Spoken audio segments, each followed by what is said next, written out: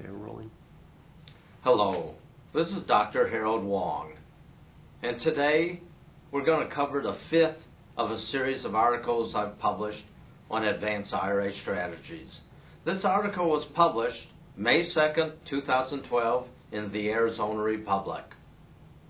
The topic is the multi-generation IRA. Do you want to maximize income for yourself, the IRA owner, or maximize income for your kids or grandkids, which are the heirs? Let me set up an example and show you how the numbers work. I'm working with a couple to set up $400,000 in a multi-generation IRA with a Roth provision. He's in the mid-50s, his wife is 5 years younger, and they have 4 kids that range from age 10 to 18. When we set this up, depositing $400,000, and if we only assume a 4% rate of return over the years, here's what's going to happen. At the end of their actuarial life expectancy for the husband and wife, the oldest child is going to be 52. His income at that point is going to be $12,000, and his income increases every year. By age 60, it'll be $17,000. By age 70, it'll be $25,000. And by age 80, it'd be $40,000 a year. Each of the kids, the younger kids, the other 3, will get even more income. So that's wonderful. In essence, you're setting up a private pension fund to benefit your kids. But there are 3 issues that come to mind, and I've heard from many of the readers of the Republic in terms of their questions. First issue, I like the fact that the multi-generation IRA combined with the Roth IRA feature can multiply income significantly for my kids. However, what if I need some of the money? Well, let's talk about maximize income to the IRA owner. And let's go through the numbers. Basically, at age 70, the father can withdraw anywhere from $46,000 to $62,000 a year, guaranteed for the rest of his life. What that means is that's about an 11.5% to 15.5% rate of cash flow. Basically, there's nothing else that will pay that high rate of cash flow. There's no bank CD, bank savings account, 10-year treasury bond, corporate bond, municipal bond, dividend that will pay that higher rate of cash flow. And it's guaranteed for the rest of your life. And you're also guaranteed not to lose principal, so you know the money will actually be there. Now, after the IRA owner dies, of course his wife would inherit the IRA, and then she would get income for the rest of her life as well.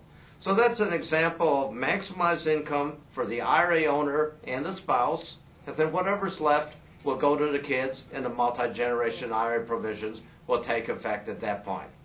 A second issue that comes up, after both parents are dead, should I give the kids the ability to take as much of the principal that's allotted to them? Remember, in this example, it's 4 kids, and they'll get 1/4 each of whatever's left. Or should I use the lifetime scholarship program, where they get an annual check every year for the rest of their life? Here's how it comes down. Over 90% of the clients that I work with, if the IRA assets are substantial, typically the breaking point is if they're $250,000 or more, or if there are concerns about the stability of the kids' marriages, or if there's concern about the kids' ability to handle money, then in 90% of the case, the parents or grandparents like the lifetime scholarship program. What it works is, and how it works is this. After the IRA owner is dead, the 4 kids will get an annual check every year for the rest of their life. And it increases every year. And it's usually on a special day, such as their birthday. And hopefully when they receive their check, they'll have a sense of gratitude.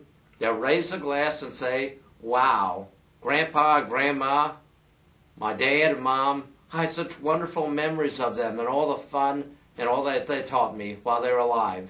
And now, even though they're gone, they're still looking out after me.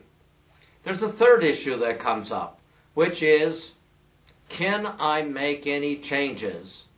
Yes, you can.